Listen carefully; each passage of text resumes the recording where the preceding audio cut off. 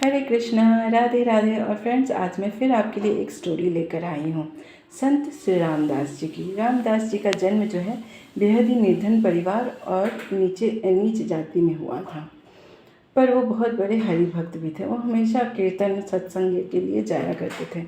जब भी वो सत्संग के लिए जाया करते थे तो मतलब बहुत सारे वेद मंत्र तो उन्हें समझ नहीं आता था, चूँकि वो पढ़े लिखे नहीं थे, तो इस कारण उन्हें मंत्र वगैरह तो कुछ समझ में नहीं आता। लेकिन जब हरि कीर्तन होता था तो वो एकदम नाचने झूमने लगते थे। चूँकि वो मतलब थोड़ा नीचे खुल गए थे तो एकदम पीछे बैठते थे, और जैसे कभी कभी और वो चाह के भी किसी वैष्णव से कुछ पूछ नहीं पाते थे। बहुत सारे मंत्र उन्हें समझ में नहीं, बहुत सारे क्या इनफैक्ट मंत्र वगैरह तो उन्हें समझ में नहीं आते थे, पर वो चाह कर भी हिम्मत करके भी वो पूछ नहीं पाते थे। सिर्फ उन्हें मतलब जैसे पूरे जो भी सत्संग से उन्हें यही समझ में आया कि बस एक यही कहते रहना है कि हरि में जैसो तैसो तेरो, हरि में जैसो तैसो तेरो। और वो हमेशा हरि का नाम लिया करते थे और विकल होकर रोने लगते थे, हरि में जैसो तैसो, पुकार उठते थे, चिल्लाने लगते थे, हरि में जैसो तैसो तेरो। इस तरह से समय व्यतीत हुआ। कोई भी क्षण ऐसा नहीं होता था जब संत रामदास जी मतलब प्रभु को याद ना किया करते थे। हर क्षण हर पल वो याद किया करते थे, रोने लगते थे, नाचने लगते थे। एक बार मतलब जैसे उस नगर में एक धनी के यहाँ कुछ चोर जो है चोरी के लिए गए। तो उन्होंने देखा, मतलब जैसे चोरी में उन्होंने शालिग्राम जो कि सोने के सिंहासन पे विराजमान थे और उनका मुकुट भी सोने का था, उनको भी उन्होंने चुरा लिया। और मतलब सिंहासन और मुकुट को तो उन्होंने बेच दिया, बचे शालिग्राम। चलते चलते उन्हें रामदास जी दिखे तो उन्होंने एक चोर जाकर उनके पास बोला कि सुनो, मैं तुम्हें मुझे तुम एक जूता दे दो, बदले में मैं तुम्हें जूते की सिलाई काटने के लिए एक बहुत ही अच्छा पत्थर दूंगा। तो उस पर रामदास जी तैयार हो गए और मतलब उन्होंने मतलब जैसे फिर वही वो जूते की सिलाई काटने का काम शालिग्राम से करना शुरू कर दिया। इस तरह से उनको, और वो हमेशा मतलब जो भी मतलब जूता भी सिल रहे हैं तो भी हरि में जैसो तैसो तो विकल होकर रोने लगते। उनके जो अश्रु है वो शालिग्राम की शिला पे पड़ते थे। तो मतलब एक बार मतलब एक संत जो है अपने जूते को ठीक कराने के लिए वही रामदास जी के पास आते हैं, और जब वो उस शिला को देखते हैं तो बोलते हैं, अरे मूड, तुझे पता है कि ये क्या है? तो उसने कहा, हाँ ये पत्थर है, कि इसे मैं अपनी जूते की सिलाई काटता हूँ। तो वो मतलब जैसे वो संत समझ गए कि इसे समझाने का कोई फ़ायदा नहीं है, कि ये मतलब बुद्धू है, कि इसे पता ही नहीं है कि ये शालिग्राम है। बोले कि सुनो, ये पत्थर जो है, ये शिला तुम मुझे दे दो, तो और इसका जो भी मूल्य तुम्हें चाहिए वो मैं तुम्हें दे दूँगा। तो उस पर रामदास जी बोलते हैं कि मतलब मैंने इसे किसी मूल्य से नहीं लिया था, कि आप इसे ऐसे ही ले लो। और उन्होंने उस शिला को मतलब संत को दे दिया। संत बहुत खुश थे, आए अपने घर पर, एकदम दूध चंदन मतलब जो पंचामृत इन सब से उन्हें स्नान वगैरह कराया। और शालिग्राम वाकई बहुत दिव्य, तो उनमें शंख चक्र सब कुछ था। और मन ही मन वो संत जो थे बहुत खुश थे, कि मतलब जैसे और उन्हें लग रहा था कि मेरी सेवा से जो है शालिग्राम बहुत खुश है, क्योंकि प्रॉपर सेवा करते, वेद मंत्र ये सब से उनकी सेवा किया करते थे। रात्रि में उन्हें मतलब जैसे शालिग्राम एक वैष्णव के रूप में आए और उन्होंने कहा कि सुनो, तुम मुझे जल्दी से रामदास के पास पहुंचा दो। तो उस पर वो संत बोलते हैं कि प्रभु, वो आपकी क्या सेवा करता था? वो अपने जूते की सिलाई आपसे काटता था। बोले कि सुनो, जो वो भक्ति करता था, जब वो प्रेम से कहता था हरि मैं जैसो तैसो तो कर, जब उसके प्रेम के जो अश्रु बहते थे और मेरे शिला पे पड़ते थे, मुझे लगता था वो पूरी तरह से मेरा, उसने पूरा आत्मसमर्पण कर दिया। उसकी जो भक्ति से जो मुझे खुशी मिलती थी, कि उससे मुझे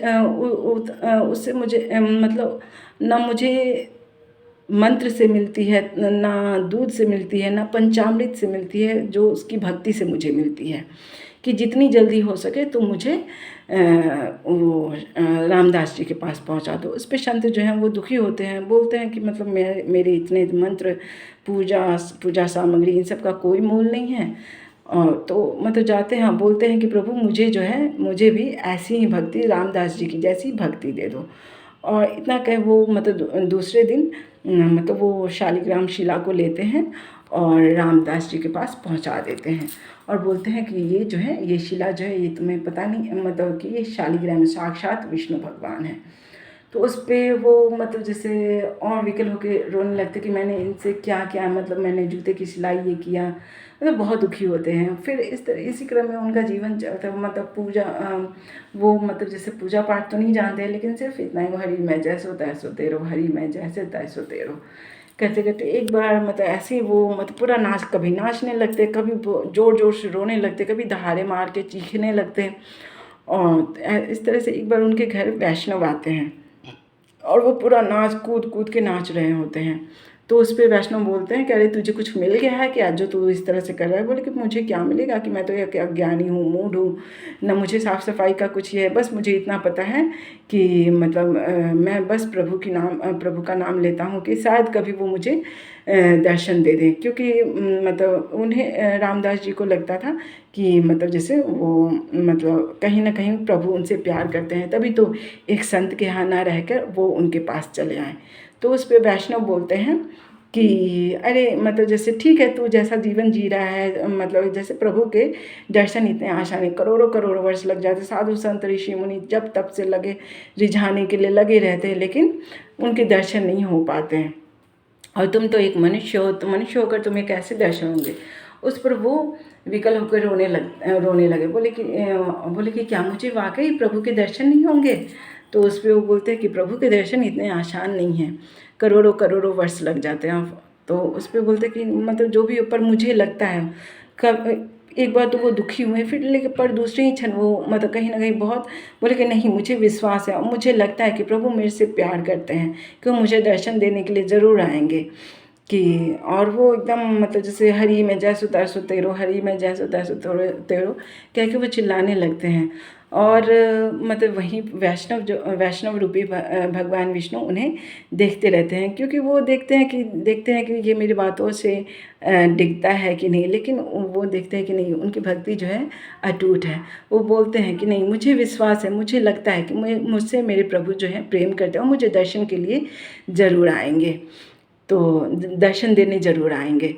तो उस पे मतलब जैसे काफ़ी देर तक ऐसे ही यही सिचुएशन रहता है। वो कभी रोते हैं, कभी चिल्ला चिल्ला कर बोलते हैं हरि मैं जैसो तैसो तेरो।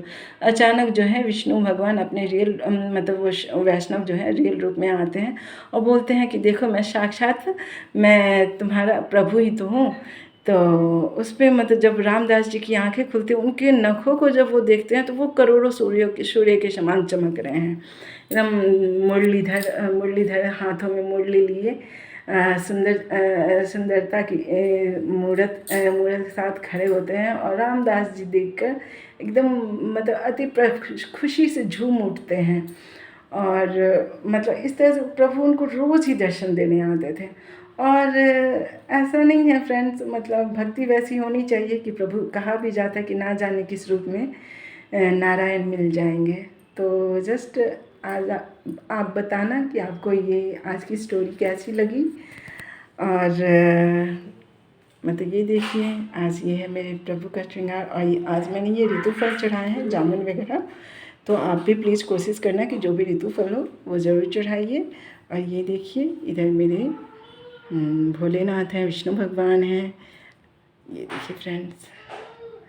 और मैंने अपने गार्डन में कल बेलपत्र का पौधा लगाया है। एक्चुअली मेरे पास एक था, मैंने एक और लगाया है, ये देखिए फ्रेंड्स। और ये देखिए फ्रेंड्स, मैंने रात में इनके लिए बिस्तर बनाया है। मैं कोशिश करती हूँ कि मैं जो भी इनके लिए बनाऊँ मैं वो अपने हाथों से ही बनाऊँ।